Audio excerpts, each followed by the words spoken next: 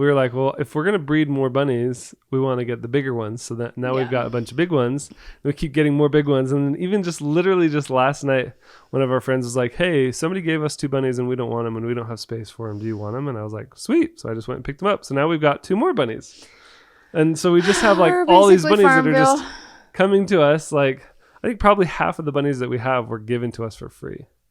And so, the next big challenge was, well, we have to build a space for the bunnies to live. Mm-hmm. So we built these cool bunny hutches that are like off the ground and they have like wire floor, but they've got a little nesting box in each one. And so that way they can have a little place to live. But each of the living quarters for each of the bunnies is so small. I'm like, can't we make something big that they can be able to run around? A Taj Mahal for the bunnies. And not even like a Taj Mahal. I just want like a big metal cage box, a wire cage that we can put on the grass.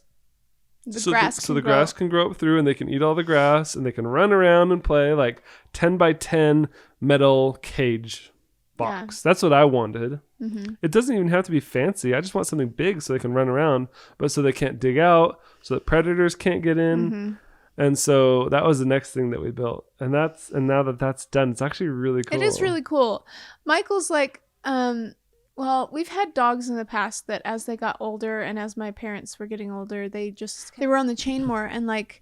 They basically lived their life on the chain. Yeah. On like a 6-foot chain.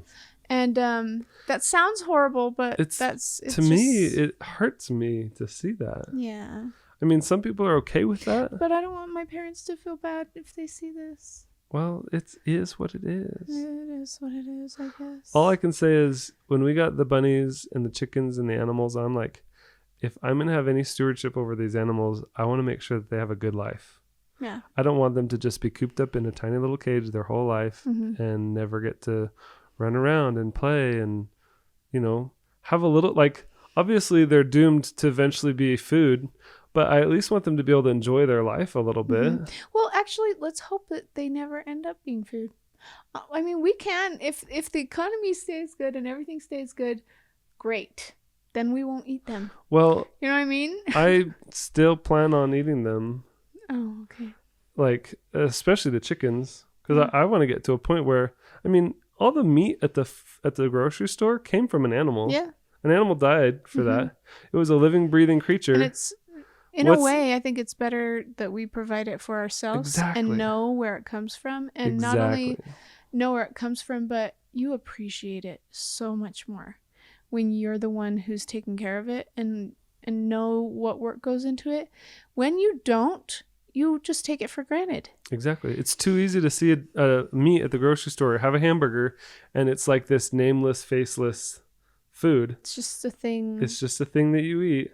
But you never got to see the creature that died to give you that meal. Mm-hmm. But what kind of a different experience will it be when you raised the chicken or the bunny and you raised it and you fed it and you petted it and now it's time for it to die to provide you with food so you can survive, like or even just live. Like, every animal has value, and I think it's so much more powerful to raise that animal yourself. Well, yeah. And just it makes you think more about the consequences. It makes you more grateful for them. Totally.